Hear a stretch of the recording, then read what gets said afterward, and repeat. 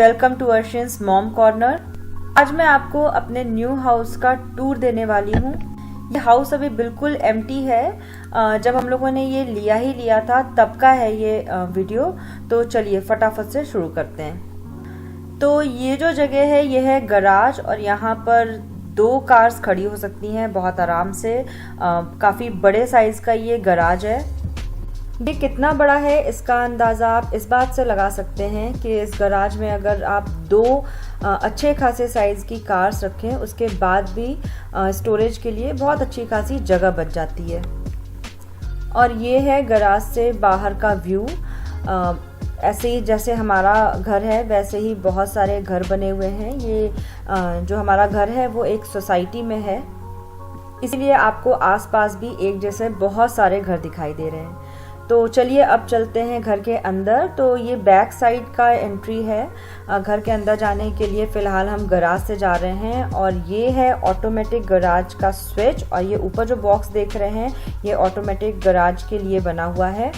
तो यहीं से ये जो अभी मैंने रेड स्विच आपको दिखाया था उसको जब आप बस करते हैं तो वहीं से ये जो गराज का डोर है वो बंद हो जाता है। और आप ओपन भी वैसे ही कर सकते हैं, और साथ में 2 रिमोट भी दिया हुआ है, तो उससे भी आप गराज को ओपन और शट कर सकते हैं। तो अंदर चलते हैं हम, और अंदर जैसे ही आते हैं वैसे ही साथ में ये जो नीचे आपको दिखाई दे रहा है ये है बोनस रूम या बेसमेंट, जो भी कह सकते हैं आप इसको। और इसमें ये एक अच्छी खासे साइज़ की विंडो है, और इस विंडो से ये जो फ्रंट डोर है हमारा, फ्रंट का एरिया, वहाँ का ये व्यू है वो बहुत अच्छा व्यू दिखता है वहाँ से। और साथ में इसी रूम के साथ दिया हुआ है ये जो डोर देख रहे हैं आप, ये है फर्नेस का। मीन्स यहाँ पर हमारा जो वाटर हीटर है और घर में जितनी भी हॉट और कोल्ड वाटर की सप्लाई होती है वो यहीं से होती है। और पूरे घर में जो हीट और एसी का सर्कुलेशन है वो भी यहीं से होता है। तो सारे घर का जो हीट, एसी और वाटर का सप्लाई है वो सारा कुछ यहीं से कंट्रोल होता है। इसका मैं बाद में एक अलग से वीडियो बनाऊंगी, तब मैं आपको डिटेल में बताऊंगी कि इसमें क्या क्या है और यहाँ से क्या क्या सप्लाई होता है।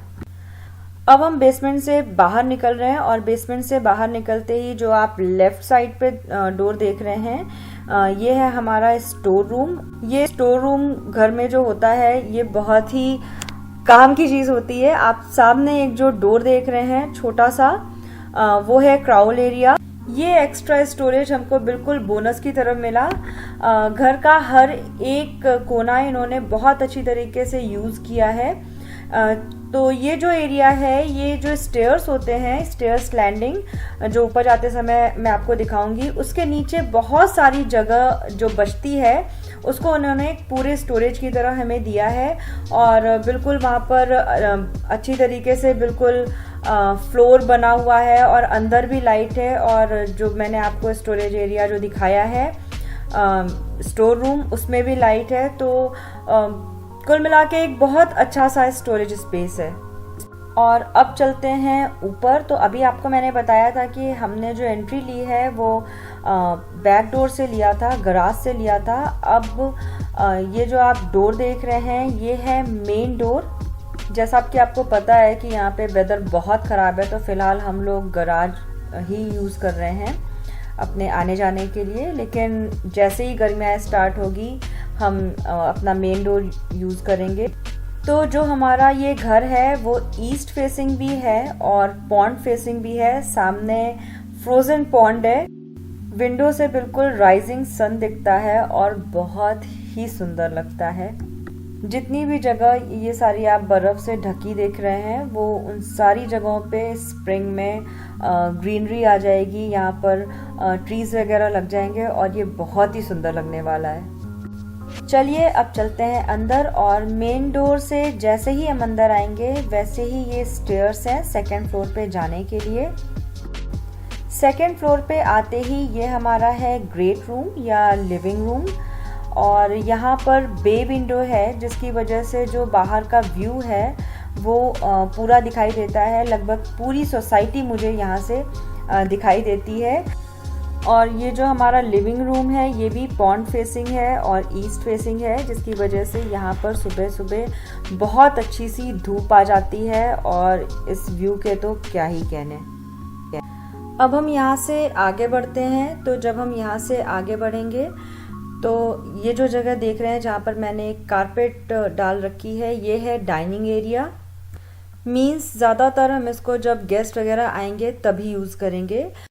अब इसी डाइनिंग एरिया के सामने जो है आप देख पाएंगे ये जो डोर दिख रहा है आपको, ये है कोट क्लोजेट। मीन्स ये कोट क्लोजेट वगैरह इसलिए होता है क्योंकि यहाँ पे सर्दियाँ बहुत होती हैं और जब भी कोई कोट पहन के आता है तो आप वो यहाँ पर उसको हैंग कर सकता है और खुद कंफर्टेबल होके बैठ सकता है। अब हम थोड़ा सा और आगे चलेंगे इसके। तो ये जो आपको खाली जगह दिख रही है ये है फैमिली रूम। मीन्स आप यहाँ पर काउच डाल सकते हैं, टीवी लगा सकते हैं और मीन्स आपको दिन भर अगर बैठना हो यहाँ पर तो आप आराम से बैठ सकते हैं। और ये जो है ये है पैटियो। ये आपको ये पैटियो डोर दिख रहा है और बाहर इतनी ज़्यादा ठंड थी और स्नोफॉल हो रही थी कि मैं जा ही नहीं पाई और यहाँ पर बहुत सारी स्नो भी हो रखी है। और ये है किचन। किचन काफ़ी अच्छा खासा बड़ा है और ओपन किचन का कॉन्सेप्ट है, लेकिन ये किचन थोड़ा सा साइड में हो जाता है तो किचन में काम करते हुए मैं बिल्कुल डायरेक्टली नहीं दिखूंगी। और ये है डिश वॉशर। डिश वॉशर मुझे साथ में ही मिला है घर के। 3 ही अप्लायंसेस हमें साथ में मिले हैं घर के। वो है डिश वॉशर, स्टोव रेंज और साथ में मिला है हमें हुड, जिसे हम चिमनी भी कहते हैं। और ये है सारे कैबिनेट, ये हुड है और ये स्टोव है। बाद में हम इसको चेंज करेंगे लेकिन अभी नहीं चेंज करेंगे।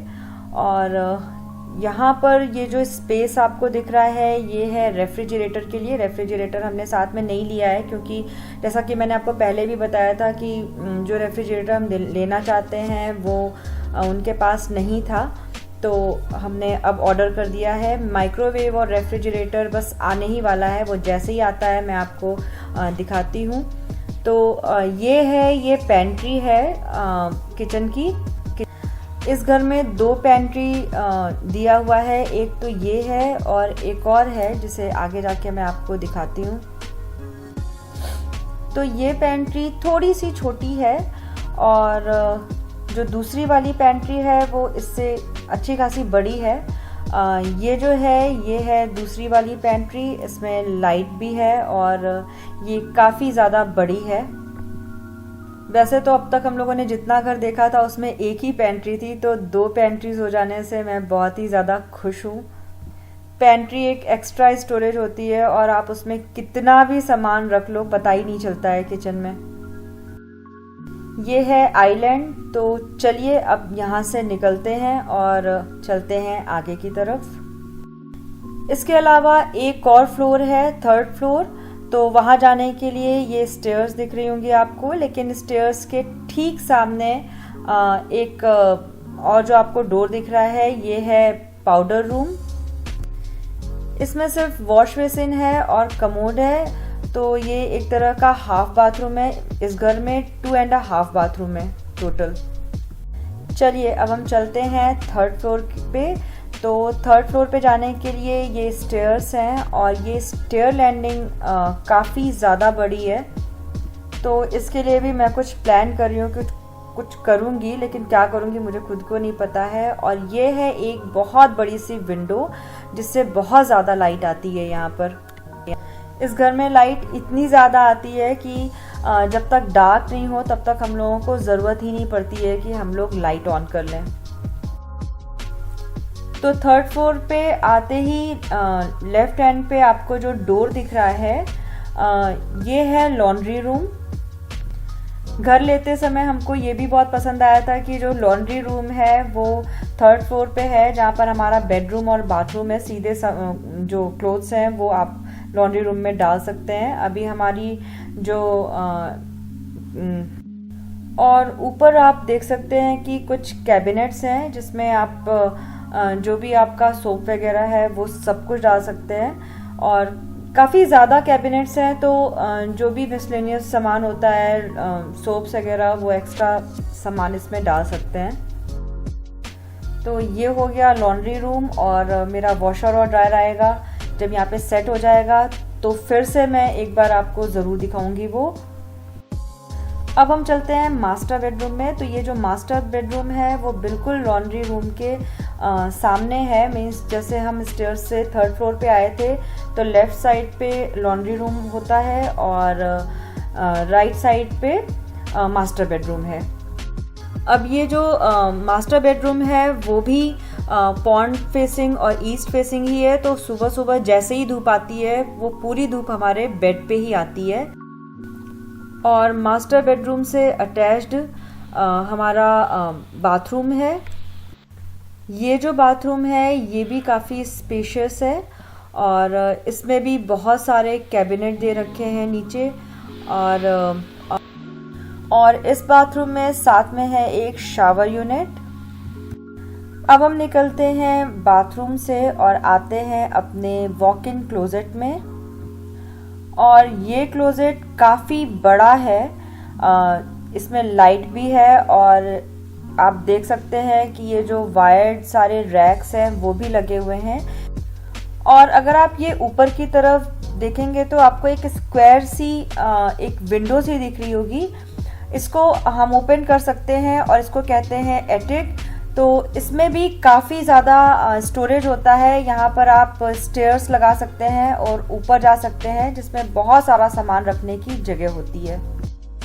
चलिए, ये हो गया हमारा मास्टर बेडरूम कंप्लीट। अब हम निकलते हैं मास्टर बेडरूम से और चलते हैं बच्चों के रूम की तरफ। तो ये दोनों रूम्स साइड बाय साइड हैं। पहले हम चलते हैं, आपको दिखाते हैं। ये है एक लिनन क्लोजेट, मीन्स ये बाथरूम के सामने होता है और इसमें टॉवल्स वगैरह रखने के ये काम आता है।